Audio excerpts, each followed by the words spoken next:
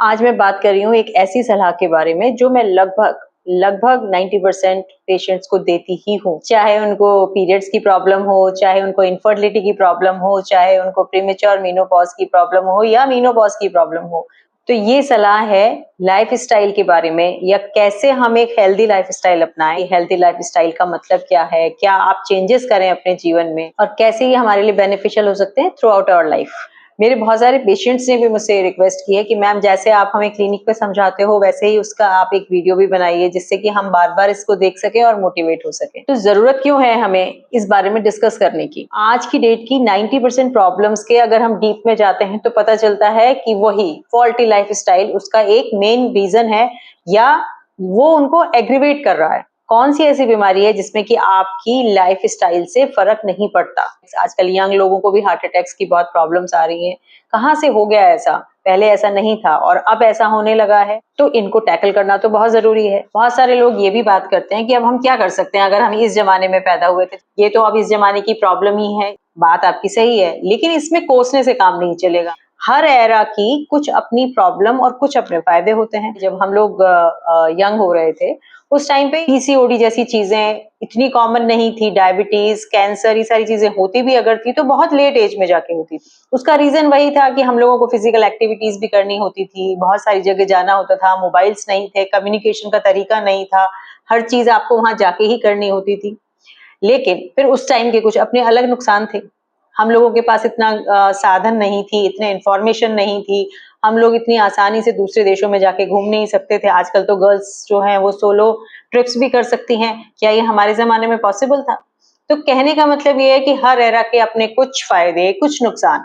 तो आप अगर इंटेलिजेंट हैं, आप अगर स्मार्ट हैं, तो इस एरा के जब आप फायदे उठा रहे हैं, तो जो इसके नुकसान है उनको भी टैकल करना तो आपको आना ही चाहिए। और ये कोई ऐसा मुश्किल भी नहीं। आप चाहें तो बड़ी स्मार्टली, आपके पास सारी इंफॉर्मेशन है, उनको आपको टैक्टफुली जमाना है और सारी प्रॉब्लम सॉर्ट आउट हो जाएगी। अगर मैं ये पूछूं आपसे कि आपके पास सबसे कीमती चीज क्या है, ऐसा मैं अपने कई पेशेंट से भी पूछती हूँ और ज्यादातर जो मुझे जवाब मिलता है, कुछ लोग कहेंगे कि हमारे बच्चे हमारे लिए सबसे कीमती हैं, कुछ कहेंगे कि नहीं, हमारी फैमिली हमारे लिए बहुत कीमती है।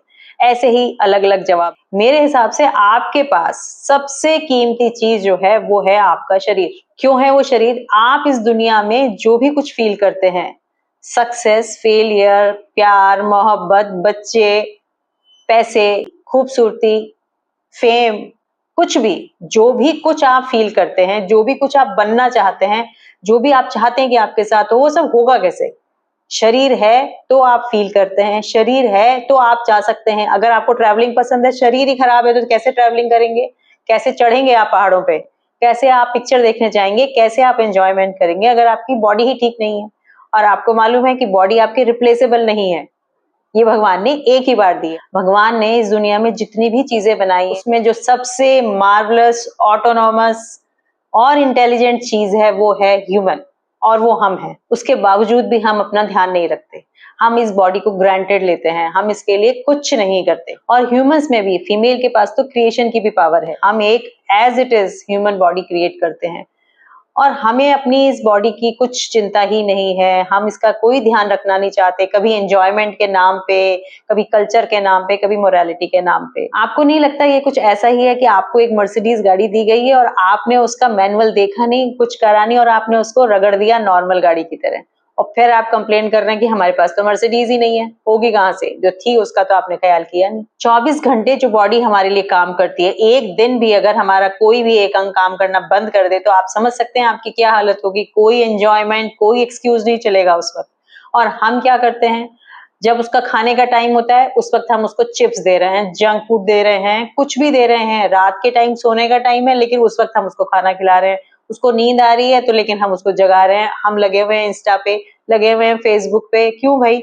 इसको भी नींद की जरूरत है, इसका भी कुछ ख्याल कर ले। और कभी ना कभी तो फिर वो कंप्लेंट निकल के आएगी ही सामने, और वो निकल के सामने आती है पीसीओडी के फॉर्मेट में, डायबिटीज के फॉर्मेट में, हाइपरटेंशन के फॉर्मेट में, या थायराइड हो गया, आर्थराइटिस हो गया, एल्जाइमर्स हो गया और पता नहीं क्या क्या। डिनायल में रहने से काम नहीं चलेगा।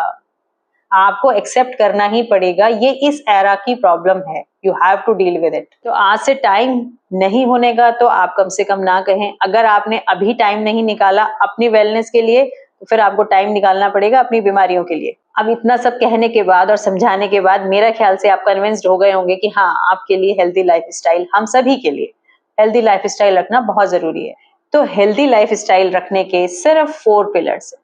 इन 4 पिलर्स पे आपको काम करना है और पूरी लाइफ आप एंजॉय करेंगे। सबसे इंपॉर्टेंट और फर्स्ट पिलर है न्यूट्रिशन। खाते क्या हैं आप? जो चीज आप खाते हैं वैसा ही आपकी बॉडी रिएक्ट करेगी, और हमारे शास्त्रों में भी कहा गया है, जैसा खाएं अन्न वैसा होता है मन। जो चीज हम खाते हैं उसी से ही हमारी सारी एनर्जी बनती है, उसी से ही हमारे सारा ग्रोथ होती है और बॉडी के सारे प्रोसेस चलते हैं, सारी हमारी बॉडी की रिक्वायरमेंट पूरी होती है। अगर जो चीज हम खा रहे हैं वही हेल्दी नहीं होगी तो कैसे हमारा रिजल्ट हेल्दी आएगा? सबसे पहले जो न्यूट्रिशन में इंपॉर्टेंट बात आपको ध्यान रखनी है वो ये है, जो आज के जमाने की प्रॉब्लम है कि जंक फूड की अवेलेबिलिटी बहुत ज्यादा हो गई है। तो please say no to junk food. This is a big big big big thing.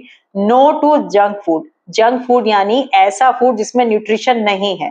बाजार में इतना सारा फ्राइड फूड जो मिलता है, that is all included in junk food.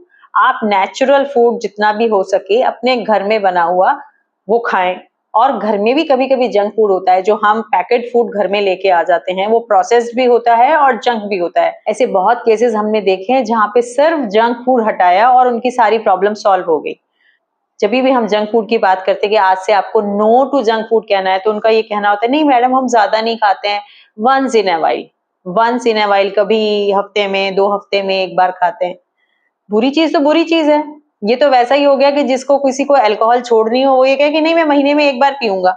ये बात ठीक है क्योंकि आप इतने दिनों से ये सब चीजें खा रहे हैं, तो आपकी बॉडी को एक बार को थोड़ी सी दिक्कत लगेगी, लेकिन आप ये सोचें कि ये आपके लिए जरूरी है, और एक बार आपने इसको आदत को छोड़ दिया तो आपको नहीं क्रेविंग होगी। जो हमारी दादी नानी होती थी, क्या उन्होंने कभी इच्छा करी कि हमें ये चीज खानी है, हमें बर्गर खाने हैं, हमें पिज्जा खाने हैं? नहीं करी उन्होंने, क्योंकि उन्होंने वो खाए ही नहीं थे।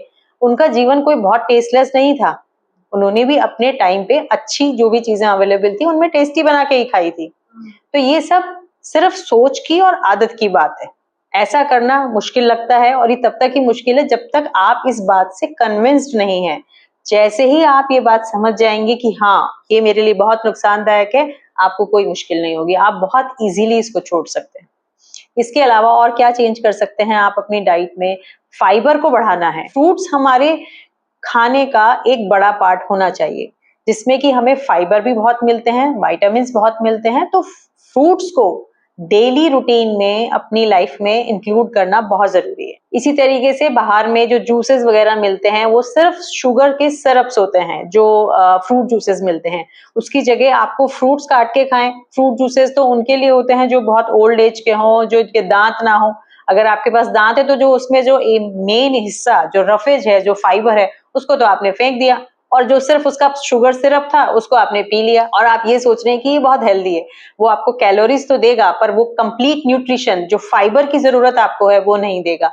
फाइबर को इंक्रीज करने के लिए अपनी डाइट में हर खाने में 1 प्लेट सलाद, चाहे वो ककड़ी, खीरा या किसी भी फ्रूट्स वगैरह की भी हो सकती है, सलाद को यानी कि फ्रूट्स एंड वेजिटेबल्स को अपनी डाइट में ऐड करना बहुत जरूरी है। इसके अलावा जो आप कर सकते हैं डाइट में वो ये है कि पानी बढ़ाना है आपको।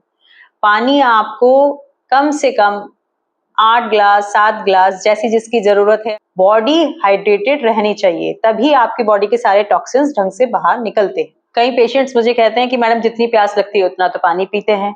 खाने के लिए तो आप यही कहते हो कि जितनी भूख लगे उतनी खाएं, तो पानी ज्यादा क्यों पीना है? वो बात सही है कि जितनी आपको प्यास लगे आप उतना तो पानी ले ही सही, लेकिन ये भी बात सही है कि हम अपनी बॉडी की जैसी भी आदत डाल लेते हैं वैसी ही आदत पड़ जाती है। तो अगर हम अपनी बॉडी की आदत ये डाल लें कि थोड़ा ज्यादा पानी पीने की, तो वैसी ही आदत भी पड़ जाएगी और वो हमारे लिए अच्छा भी रहेगा। खास तौर पर सुबह उठते ही तो 1 गिलास पानी जरूर पीना चाहिए। उससे आपका पेट भी साफ रहता है और आपकी शुरुआत ही हाइड्रेशन से होती है, जो बॉडी के लिए बहुत अच्छा रहता है। इसके अलावा और क्या कर सकते हैं हम? शाम का खाना आप जल्दी खाएं। शाम का खाना जल्दी खाने से होता यह है कि आपके डाइजेस्टिव सिस्टम को सोने से पहले पूरा मौका मिलता है डाइजेशन का।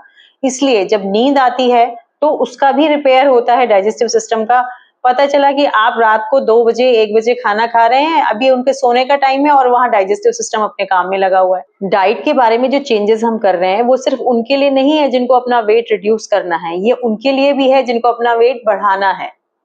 जब आप जंक फूड या इस तरह का अनहाइजीनिक फूड या अनहेल्दी फूड खाते हैं तो जिनका वेट बढ़ रहा होता है उनका बढ़ता चला जाता है और जिनका कम होता है उनका कम भी रहता है। तो ये सिर्फ वेट रिड्यूस करने की बात नहीं है। और आप अपने डाइट का शेड्यूल कौन सा रखें, ये आपको ही हिट एंड ट्राई करके टेस्ट करना पड़ेगा। कुछ लोगों को इंटरमिटेंट फास्टिंग बहुत सूट कर रही है जो आजकल चल रही है, जिसमें कि वो एक लिमिटेड टाइम के लिए खाना खाते हैं।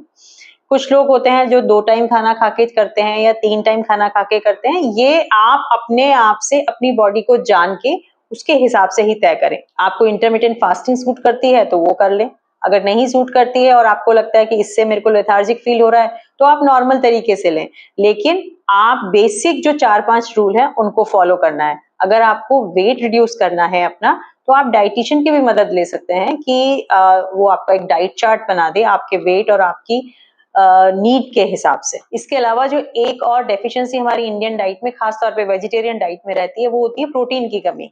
तो अपनी डाइट में थोड़ा प्रोटीन बढ़ाना पड़ेगा। प्रोटीन किन चीजों में होता है, पनीर में होता है, दालों में बहुत प्रोटीन होता है। दालें लड़कियां अक्सर करके मैंने देखा है कि खाना नहीं चाहती, जब भी उनसे कहो कि नहीं दाल नहीं खानी है और खानी भी है तो बस कटोरी में टच करके जरा सा लगा के खाना है, ऐसे काम नहीं चलेगा।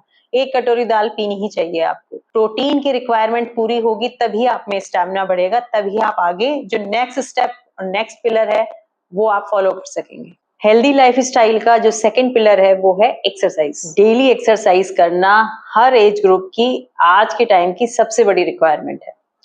आज से कुछ साल पहले तक ये सिर्फ ओल्ड एज का काम माना जाता था। मॉर्निंग वॉक पे ओल्ड एज वाले जाएंगे, यंग लोगों को कोई जरूरत नहीं थी। हम लोगों ने भी इसी तरह से अपनी जिंदगी बिताई है, लेकिन वो टाइम अलग था और ये टाइम अलग है। आज की डेट में जो यंग लोग हैं, अगर हम उनकी बायोलॉजिकल एज काउंट करने जाएं तो वो पता चलेगा कि वही 50s में आ रही है। बायोलॉजिकल एज का मतलब ये है कि आप हैं तो 20-30 साल के, लेकिन अगर हम आपकी बायोलॉजिकल यानी आपके सेल्स की एज निकालें तो इतना स्ट्रेस, इतना ज्यादा अनहेल्दी लाइफस्टाइल की वजह से वो ऑलरेडी एजेड हो चुकी है। हमारी जिंदगी में साइंस की वजह से, टेक्नोलॉजी की वजह से इतनी सहूलियतें हो गई हैं कि फिजिकल वर्क ऑलमोस्ट जीरो है हर एक का, सभी का। किसी का थोड़ा कम, किसी का थोड़ा ज्यादा, बट 90% फिजिकल वर्क खत्म हो चुका है। और इसकी वजह से हमारी बॉडी के जो मसल्स हैं उनको यूज करने का कोई मौका ही नहीं मिलता। मोस्टली या तो हम बैठे होते हैं या थोड़ा बहुत चलते हैं, इससे ज्यादा कोई काम हमारे पास है नहीं। इससे हमारा शरीर खराब कैसे होता जा रहा है, नहीं काम कर रहे हैं तो ना सही, जितनी जरूरत है उतनी सही। हम अपनी किसी भी मसल्स का, जो हमारे इतने सारे हमारे पास हैं मसल्स, हम उनको यूज ही नहीं कर रहे। अगर हम उनको यूज नहीं करेंगे तो वो भी एट्रोफीड हो जाती हैं और फिर बाद में जब कभी हमें जरूरत लगती है तो वो काम नहीं कर पाती। इसको आप एक और तरीके से समझ सकते हो, आपके घर में जो गाड़ी खड़ी है, अगर आप उसको 2 महीना भी ना चलाएं, क्या हालत होगी उसकी? उसका इंजन भी खराब हो जाता है, उसमें जंग लग जाता है, उसको वापस से पुरानी स्थिति में लाना ऑलमोस्ट इम्पॉसिबल हो जाता है। इसीलिए हमेशा आपने सुना होगा कि बड़े लोग कहते रहते हैं इसको थोड़ा सा चला के तो आओ जिससे ये सही रहे, नहीं तो ये खराब हो जाएगी। यही कुछ हो रहा है हमारी बॉडी के साथ। क्यों? क्योंकि हम फिजिकल वर्क करते ही नहीं है। तो आप ये सोच सकते हैं कि हमारे पेरेंट्स और ग्रैंड पेरेंट्स, इन लोगों ने भी कभी कोई एक्सरसाइज नहीं करी, ये कैसे फिट रहे? ये इसलिए फिट रहे क्योंकि इनके पास उस टाइम पे इस टाइप की सहूलियतें नहीं थी। उनको, लेडीज को आपने देखा होगा कि घर पे उनके पास मिक्सी वगैरह भी नहीं होती थी, तो सिलबट्टे पे पीसना होता था, झाड़ू पोछा भी खुद करना होता था, उनको अपने कपड़े भी अपने हाथ से धोने होते थे, जो कि आजकल हमारे पास सारी मशीनें अवेलेबल हैं। जाने के लिए भी गाड़ियां, कारें इतनी इजीली अवेलेबल नहीं थी। मोस्टली पैदल चलना होता था या बसों से जाते थे या साइकिल से जाते थे लोग बाग, और फिजिकल काम काफी थे। और उसके अलावा जंक फूड भी तो नहीं था उस वक्त। तो इन सब चीजों की वजह से उस टाइम पे इतनी प्रॉब्लम नहीं थी जो कि अब है। लेकिन अब ये सारी चीजें, जंक फूड तो आप हटा दोगे, लेकिन ये सारी सहूलियतें जो हमारे घर में बिखरी पड़ी है, इनको कहाँ से हटाएंगे? तो उसका सॉल्यूशन क्या निकालें? अब हाँ, आप मिक्सी हटा नहीं सकते, आप फ्रिज हटा नहीं सकते, आप एसी हटा नहीं सकते, आप गाड़ी पे भी जाएंगे ही सही। तो कैसे करें हम कि ये सब भी हमारे साथ रहे, हम इन सहूलियतों का फायदा भी उठा लें और स्वस्थ भी रहें? उसका ओनली सॉल्यूशन है एक्सरसाइज। डेली एक्सरसाइज करिए और अपनी जिंदगी के मजे लीजिए।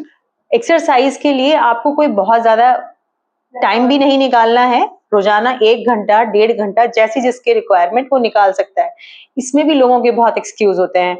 हमारा तो ऑफिस सुबह जल्दी है, ऑफिस हमारा बहुत दूर है, हम तो सुबह 8 बजे जाते हैं, रात के 8 बजे आते हैं, हमारे पास तो टाइम ही नहीं है।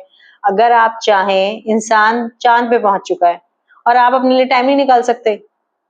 अगर आप चाहें तो इसी अपने टाइट शेड्यूल के बीच में से अपने लिए एक्सरसाइज के लिए भी टाइम बड़े आराम से निकाल सकते हैं। फॉर एग्जाम्पल, अगर आपको ऑफिस जाना है और आपको जल्दी जाना होता है, आपके घर के पास ही है 1-1.5 किलोमीटर, तो आप पैदल ही चले जाइए। आपकी एक्सरसाइज भी हो गई और आप अपने ऑफिस भी पहुंच गए। अब आप कहेंगे कि आपका 5 किलोमीटर दूर है, तो आप 4 किलोमीटर पे ऑटो छोड़ देना, उसके बाद में आप 1 किलोमीटर पैदल चले जाना। आप चाहें तो हर प्रॉब्लम का कोई ना कोई सॉल्यूशन तो होता ही है। आप चाहें, आप आपके ऑफिस में या जहां पे भी आप जाते हैं, आप लिफ्ट का यूज मत करिए। अब आप कहेंगे कि आप अपने घर में 25 माले पे रहते हैं, तो हम कैसे, इतना तो ये यूज करना ही पड़ेगा। तो ठीक है, आप 25 माले पे रहते हैं, आप लिफ्ट यूज करिए, पर कुछ फ्लोर तो आप वैसे चढ़ें। एक बार 2 फ्लोर चढ़िए, फिर 2-3 दिन के बाद में 3 फ्लोर चढ़िए, फिर 4 फ्लोर चढ़िए। आप अपनी डेली जीवन में जितना ज्यादा फिजिकल एक्टिविटीज को बढ़ाते जाएंगे, उतना ही आपकी बॉडी ठीक होती चली जाएगी। कौन सी एक्सरसाइज करनी चाहिए आपको, इसका कोई फिक्स फार्मूला नहीं है। आप वॉक कर सकते हैं, रनिंग कर सकते हैं, साइकिलिंग कर सकते हैं, जिमिंग कर सकते हैं, योग कर सकते हैं, स्विमिंग कर सकते हैं, जंपिंग कर सकते हैं, जॉगिंग कर सकते हैं, कोई स्पोर्ट्स खेल सकते हैं, और अगर बहुत इंटरेस्ट हो तो डांस भी कर सकते हैं।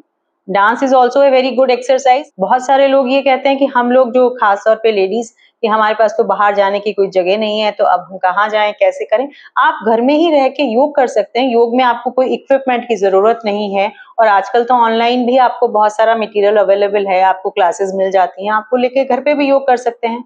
योग एक बहुत अच्छी एक्सरसाइज होती है, जो कि आपकी फ्लेक्सिबिलिटी भी बढ़ाती है। आपकी बॉडी के सारे ही मसल्स का कोई ना कोई एक्सरसाइज, कोई ना कोई आसन आपको ऐसा जरूर मिलेगा जो आपकी बॉडी के हर अंग को इस्तेमाल करेगा या हर अंग को ठीक करने में हेल्पफुल होगा। आप में से कितने लोग ऐसे होंगे जो काफी यंग भी हैं, जिनको कि अगर हम ये कहें कि आपको 2 किलोमीटर चलना है तो उनकी सांस फूल जाएगी। एक दिन में ही कुछ चेंजेस नहीं होने वाले। बहुत सारे लोग, जैसे जब भी मैं उनको ये बताती हूँ, मोटिवेट हो जाते हैं और मोटिवेट होके कहते हैं मैडम कल से ही हम एक्सरसाइज शुरू करेंगे। शुरू करी, 2 दिन करी, इतनी ज्यादा कर ली और उसके बाद में सब हाथ पैर दुखने लग गए और फिर परमानेंटली छोड़ दी।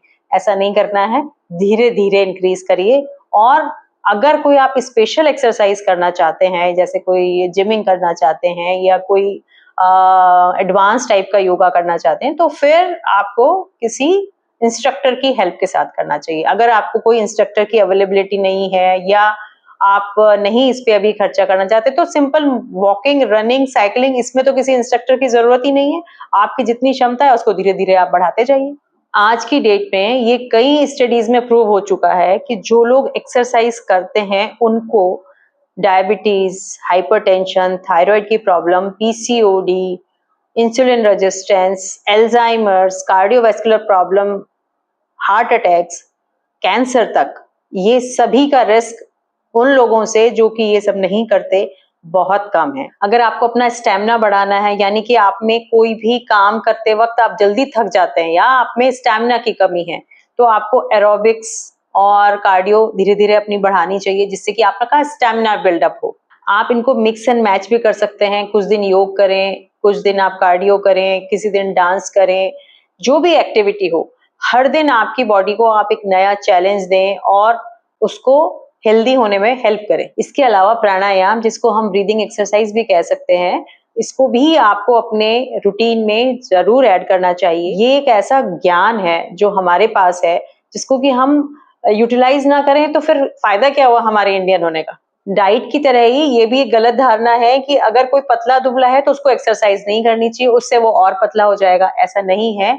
जो लोग पतले होते हैं वो एक्सरसाइज करके एक ऑप्टिमम हेल्दी वेट गेन करते हैं, और जिनका वजन ज्यादा होता है वो एक्सरसाइज करके अपना वेट लॉस कर सकते हैं। एक्सरसाइज आपको एक optimum body health, optimum body weight पाने में हेल्प करता है। तो एक्सरसाइज से हमें इतने सारे फायदे होते कैसे हैं? जब हम एक्सरसाइज करते हैं तो हमारी बॉडी में कई सारे हार्मोन्स और केमिकल्स रिलीज होते हैं, जैसे कि एंडोर्फिन, डोपामिन, सेरोटोनिन। ये सारे के सारे हार्मोन्स आपको बेटर फील कराते हैं, आपका स्ट्रेस लेवल कम कर देते हैं, और ये सारे के सारे एंटी कॉर्टिसोल होते हैं, यानी कि जो स्ट्रेस हार्मोन है उसके अपोजिट हार्मोन्स होते हैं।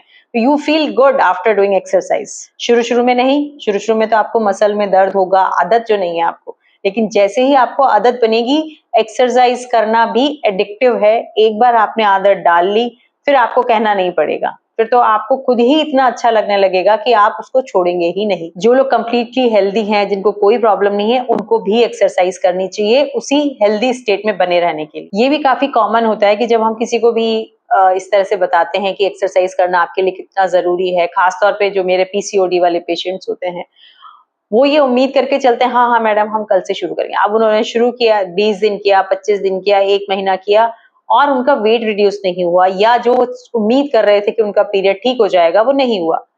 आपका ऐसा इमीडिएटली हो जाएगा जरूरी नहीं है, ये टाइम भी लगता है कभी कभी। आपका फैट या आपकी जो भी प्रॉब्लम है वो कितनी पुरानी हो गई है, कितनी टफ हो गई है, उस पर डिपेंड करता है। आप इसको ये उम्मीद ना करें कि आपका इमीडिएटली होगा। जब भी आप इसको पनिशमेंट की तरह लेंगे तो आपको ये करना मुश्किल होगा। जब भी आप इसको इस तरह से लेंगे कि हाँ ये मेरी बॉडी की रिक्वायरमेंट है, and I love my body and I respect my body, तो आप उसकी हेल्थ के लिए, उसकी बेहतरी के लिए जब करेंगे तो आपको ये बुरा भी नहीं लगेगा और पॉजिटिव रिजल्ट भी जल्दी आएगा। हेल्दी लाइफस्टाइल का जो तीसरा पिलर है वो है स्लीप या नींद।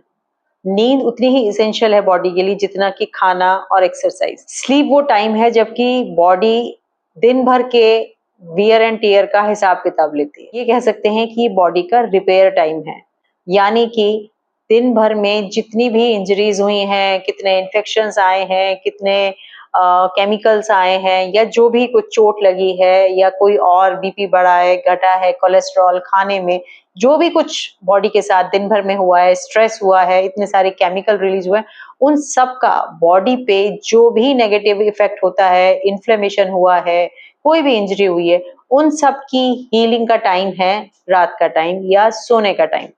और सोने का टाइम इतना इम्पोर्टेंट है कि जिन लोगों को स्लीप डिप्रेवेशन रहता है या जो लोग कम सोते हैं, उनमें यहाँ तक देखने मिलता है कि उनको इंसुलिन रेजिस्टेंस हो जाता है और उनका स्ट्रेस लेवल काफी ज्यादा रहता है। कई लोग ऐसे होते हैं जो लोग वेट लॉस के लिए कोशिश कर रहे होते हैं, वो डाइट का भी पूरा ख्याल रखते हैं, एक्सरसाइज भी पूरी करते हैं, लेकिन नींद पूरी नहीं लेते, और सिर्फ इसी वजह से उनका वेट लॉस भी नहीं हो पाता। और वेट लॉस करने का ये कितना अच्छा तरीका है कि आप सोइए और आपका वेट लॉस हो जाएगा। पुअर और inadequate sleep leads to metabolic disturbances. Metabolic disturbances यानी कि ऐसे चेंजेस जिनकी की वजह से आगे चल के पीसीओडी, डायबिटीज और भी बहुत सारी बीमारियां होती हैं। बॉडी हमेशा एक फाइट एंड फ्लाइट मोड में ही रहती है, या जिसको हम कह सकते हैं एक सर्वाइविंग मोड में ही रहती है, और ऐसे में कॉर्टिसोल लेवल हमेशा ज्यादा रहता है। और इस कंडीशन में यानी कि सर्वाइवल मोड में हीलिंग नहीं होती, बॉडी हमेशा स्ट्रेस की सिचुएशन में रहती है। अगर एक प्रॉपर नींद आपको नहीं मिले तो अगले दिन आपकी बॉडी सुस्त रहती है, आप प्रॉपरली काम नहीं कर पाते, और जब काम नहीं कर पाते तो आपका स्ट्रेस लेवल और बढ़ जाता है, और ये फिर से आपकी नींद को कम कर देता है। और धीरे धीरे क्रॉनिकली जब आप रात को लेट सोते हैं या कम सोते हैं, तो उसकी वजह से एक इंसोम्निया की स्थिति आ जाती है। बड़ा मुश्किल है, जिन लोगों को नींद नहीं आती, आप उनसे पूछेंगे तो पता चलेगा कि कितना मुश्किल है बिना नींद के चलना। नींद में सिर्फ यही इंपॉर्टेंट नहीं है कि आप कितने घंटे सोए, क्वांटिटी इंपॉर्टेंट है यानी आप कितना सोए, लेकिन टाइम भी इंपॉर्टेंट है कि आप कब सोए। इसके अलावा आपकी नींद की क्वालिटी कैसी थी, यानी कि अगर आप कोई आदमी बहुत लंबा अगर सोता है, 10-12 घंटे दिन में सो रहा है, इसका मतलब ये है कि उसकी नींद अच्छी वाली नींद नहीं है, इसीलिए उसको इतना लंबा सोना पड़ रहा है, तो भी उसकी बॉडी की रिक्वायरमेंट पूरी नहीं हो रही है। तो क्वालिटी होनी चाहिए नींद में, यानी कि अच्छी साउंड स्लीप हो, रात के टाइम ही हो, और 7 से 8 घंटे एटलीस्ट हो। जब स्लीप इतनी जरूरी है हमारे लिए, और स्लीप तो कोई ऐसी बात भी नहीं, सोने को ही कह रहे हैं आपसे, तो उसमें उसके बावजूद क्या ऐसे कारण है जिसकी की वजह से आजकल नींद ना आने की प्रॉब्लम है, या एक साउंड स्लीप नहीं आती?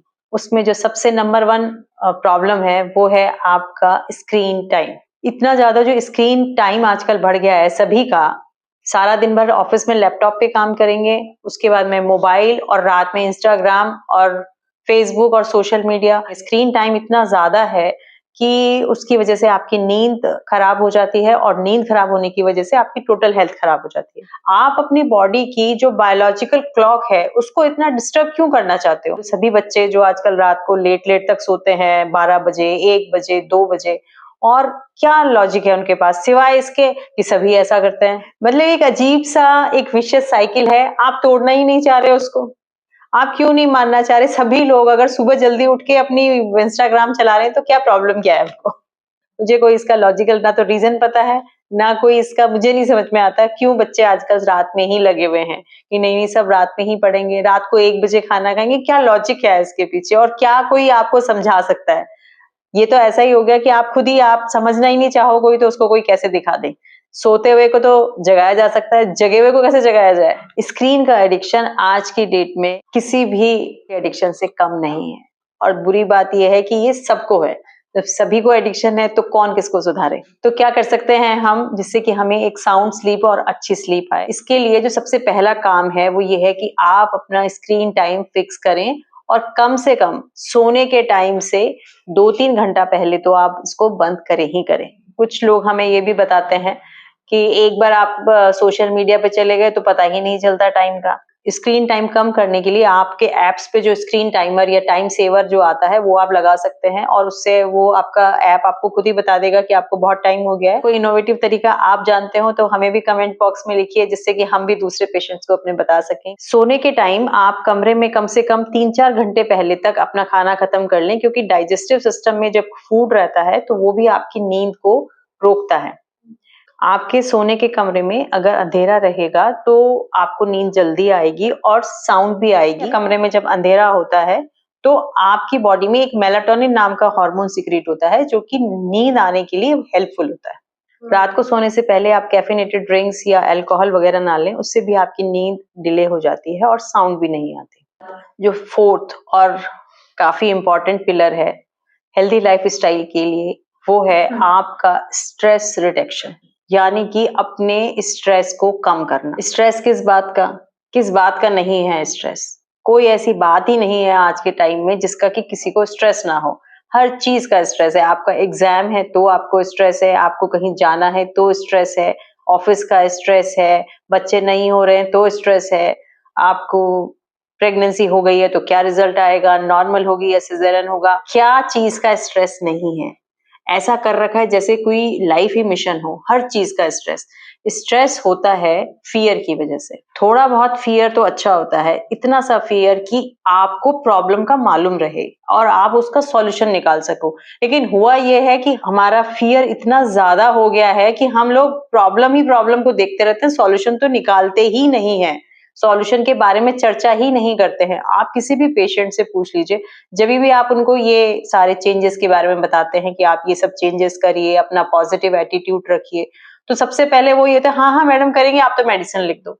शॉर्टकट्स नहीं है, मेडिसिन तो मैं लिख दूंगी, मेडिसिन तो हम लोग लिखते ही हैं, लेकिन मेडिसिन से नहीं सॉल्यूशन निकलेगा। अगर आप अपनी बॉडी को रिडिक्यूल करते रहेंगे, खुद को विक्टिमाइज करते रहेंगे, हमारे पास तो टाइम ही नहीं है, हम कैसे अपने कोप अप करें, हमारे तो घर में प्रॉब्लम है, मैरिज हो गई है तो मैरिज होने के बाद में एडजस्टमेंट की प्रॉब्लम, जब तक मैरिज नहीं हुई है तो सही लड़का नहीं मिलने की प्रॉब्लम।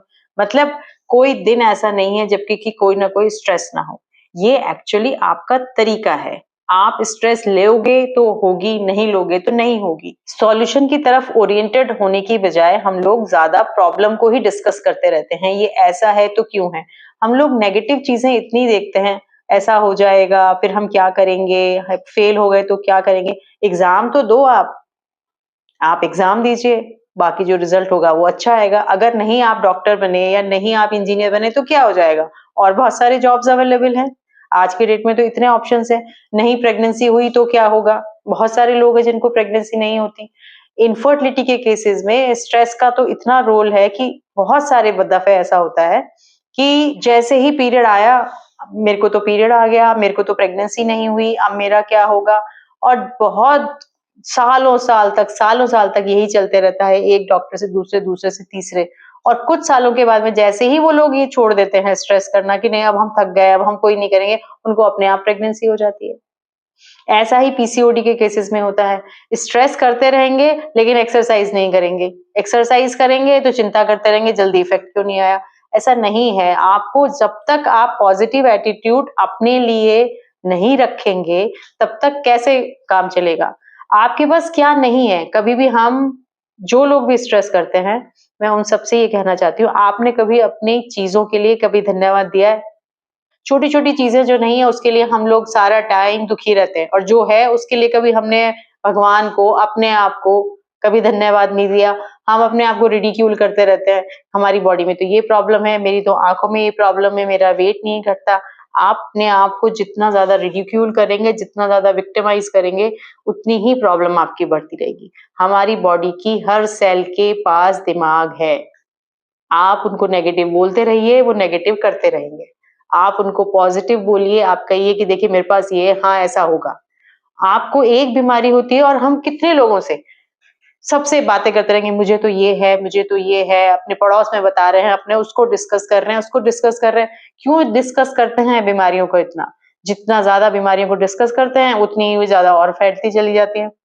आपको करना ये है, आपको कोई गायनी की प्रॉब्लम हुई है, गायनेकोलॉजिस्ट के पास जाइए, जो डॉक्टर ने बताया वैसा करिए, बात खत्म। अगर आप हमेशा डरते ही रहेंगे तो फिर लाइफ को एंजॉय कब करेंगे? तो सॉल्यूशन क्या है? सॉल्यूशन ये है कि थिंक पॉजिटिव। जो चीज आपके पास है उसके लिए धन्यवाद दीजिए, नेगेटिव नहीं बोलना है, स्ट्रेस में नहीं रहिए। जो प्रॉब्लम आप ठीक कर सकते हो उसको आप ठीक करिए, जो प्रॉब्लम नहीं कर सकते तो फिर जो होगा देखा जाएगा, उसके बारे में स्ट्रेस करने से क्या हो जाएगा। आई होप मैंने आपको मोटिवेट किया होगा एक हेल्दी लाइफस्टाइल रखने के लिए, और आप जरूर ऐसे लोगों को जानते होंगे कि जिनको भी ऐसे मोटिवेशन की जरूरत हो, उनको आप ये वीडियो जरूर शेयर करिए। और इन द एंड मैं आपको ये कहना चाहती हूँ कि सिर्फ 4 बातें हैं: अच्छी डाइट, डेली एक्सरसाइज, प्रॉपर नींद and no stress, and everything is okay.